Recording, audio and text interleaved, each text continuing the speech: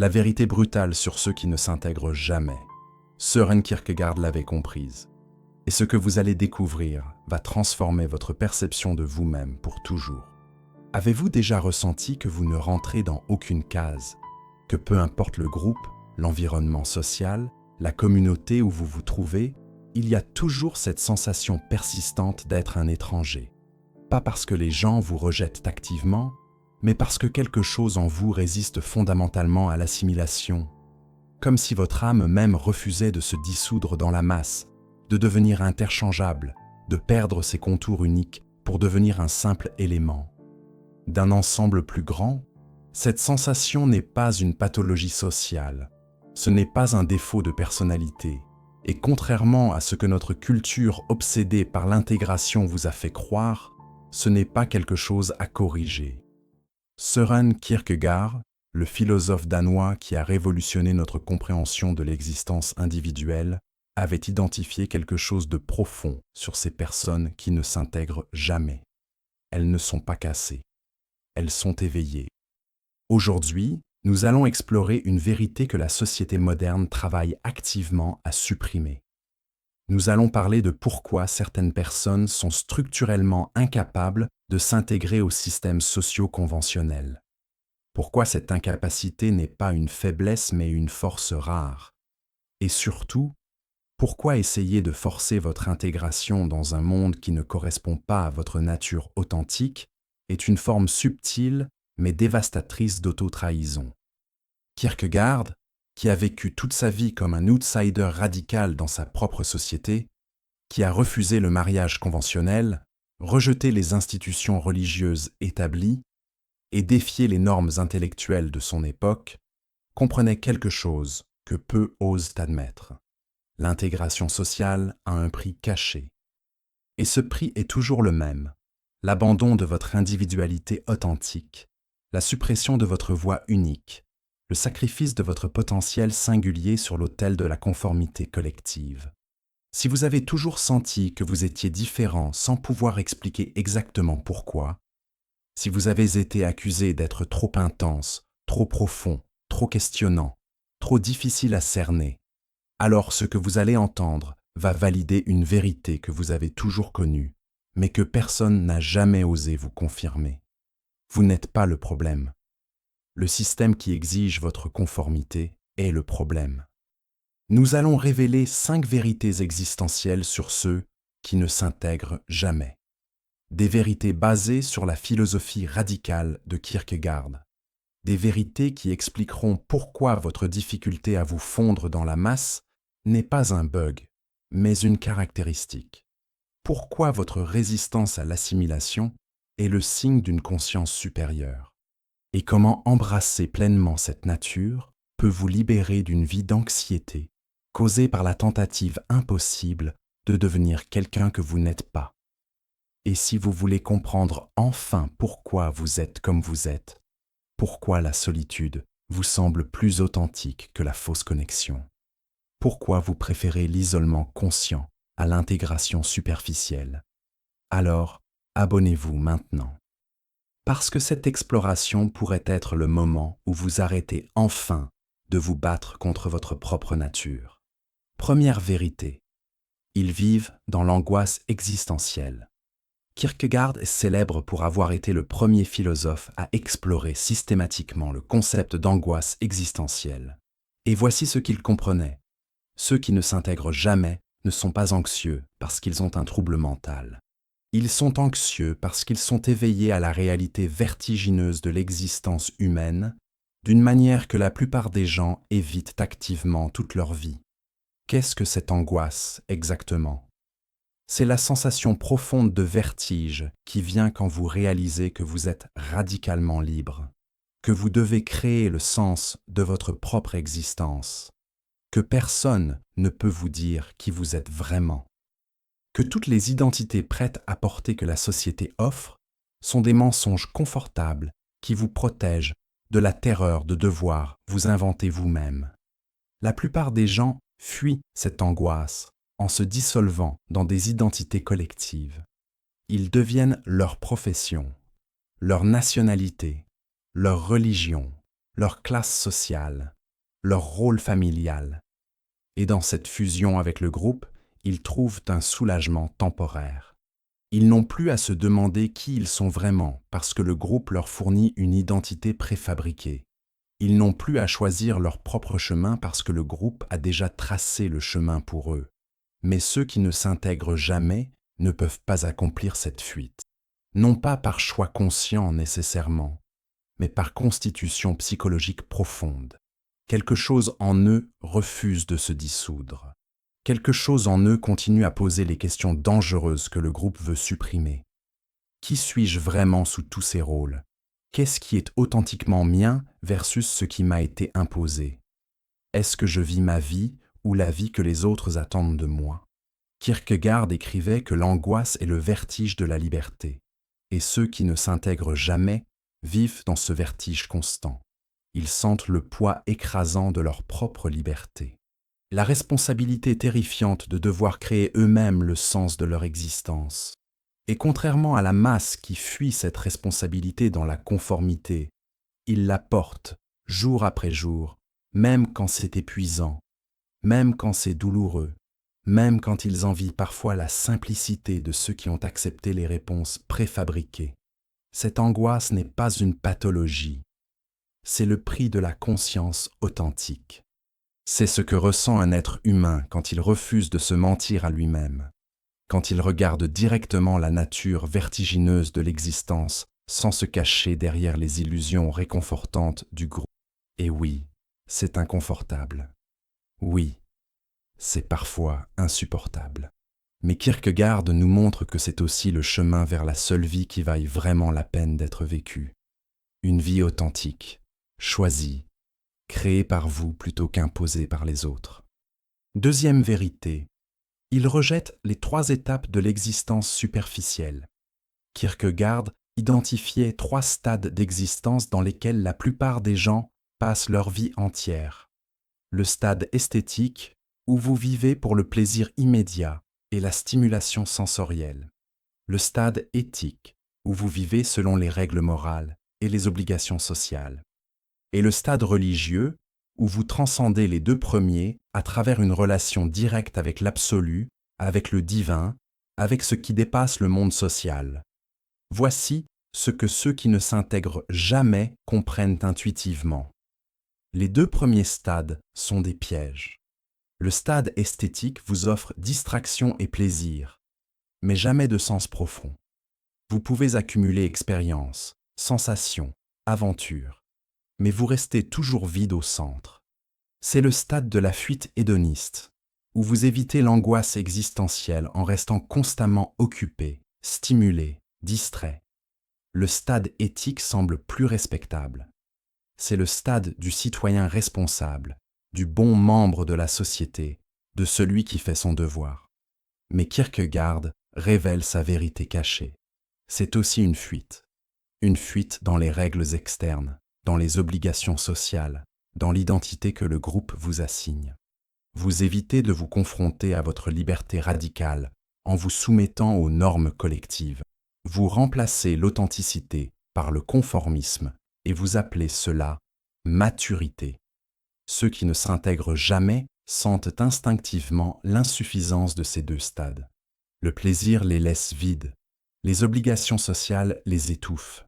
Ils cherchent quelque chose de plus profond, quelque chose d'authentique, quelque chose qui ne peut pas être trouvé dans les solutions préfabriquées que la société offre.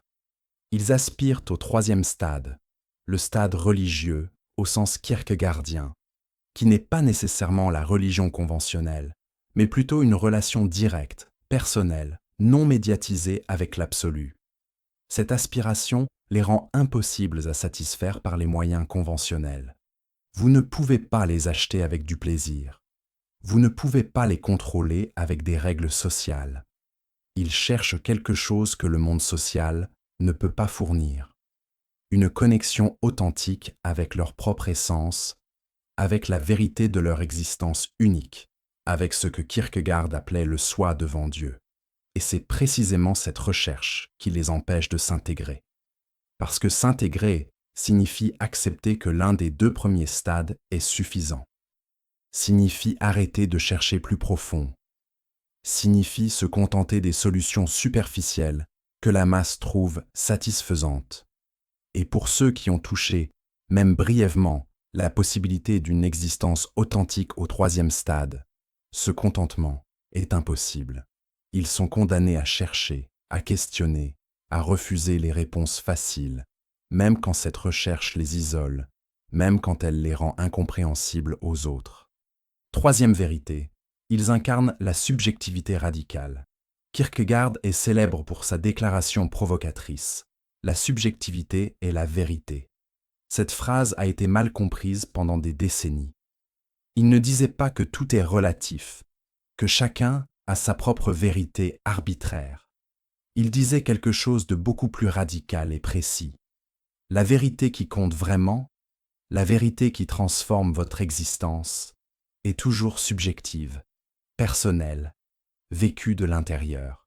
Vous pouvez connaître 1000 vérités objectives sur le monde, mais si vous ne connaissez pas la vérité subjective de votre propre existence, si vous ne savez pas qui vous êtes vraiment, ce qui compte vraiment pour vous, comment vous devez vivre votre vie unique, alors toute votre connaissance objective est inutile. Elle ne vous sauve pas, elle ne vous guide pas, elle reste externe, abstraite, morte. Ceux qui ne s'intègrent jamais sont des chercheurs obsessionnels de cette vérité subjective. Ils refusent d'accepter les vérités universelles préfabriquées que la société leur offre. Ils doivent découvrir par eux-mêmes ce qui est vrai pour eux. Ils doivent vivre leurs propres expériences, faire leurs propres erreurs, trouver leur propre chemin, même si ce chemin n'a jamais été emprunté par personne avant eux. Cette insistance sur la subjectivité radicale les rend impossibles à catégoriser. Vous ne pouvez pas les mettre dans une case idéologique. Vous ne pouvez pas prédire leur position sur les issues sociales en connaissant leur appartenance à un groupe. Vous ne pouvez pas les comprendre en appliquant des théories générales sur la nature humaine. Parce qu'ils ne vivent pas selon des principes universels abstraits. Ils vivent selon leur vérité intérieure unique, qui peut ressembler à celle des autres de l'extérieur, mais qui est fondamentalement différente dans sa source et sa signification. Kierkegaard comprenait que cette position est socialement impossible. La société fonctionne sur des catégories, des généralisations, des identités collectives. Elle a besoin de pouvoir prédire et contrôler ses membres en les assignant à des groupes identifiables. Mais celui qui insiste sur sa subjectivité radicale refuse cette assignation. Il dit « Je ne suis pas réductible à mes catégories sociales. Je suis moi, unique, irremplaçable, mystérieux même à moi-même. » Cette insistance est perçue comme une menace par le système social. Pourquoi ? Parce qu'elle expose le mensonge fondamental sur lequel la société est construite, que les êtres humains sont interchangeables, que nous pouvons être compris à travers des catégories générales, que notre valeur vient de notre fonction sociale plutôt que de notre existence unique. Ceux qui ne s'intègrent jamais incarnent la vérité opposée, et leur simple existence remet en question tout le système. Si vous reconnaissez cette recherche obsessionnelle de votre propre vérité subjective, si vous refusez d'être réduit à vos étiquettes sociales, écrivez dans les commentaires « Je suis irréductible ». Dites-le comme une affirmation de votre unicité radicale. Quatrième vérité, ils choisissent le désespoir conscient plutôt que l'illusion confortable. Kierkegaard avait une théorie radicale sur le désespoir. Il écrivait que la plupart des gens vivent dans le désespoir sans même le savoir. Ils sont désespérés parce qu'ils ne sont pas eux-mêmes, parce qu'ils vivent des vies inauthentiques, parce qu'ils ont trahi leur essence unique pour l'approbation sociale. Mais ils ne le réalisent pas.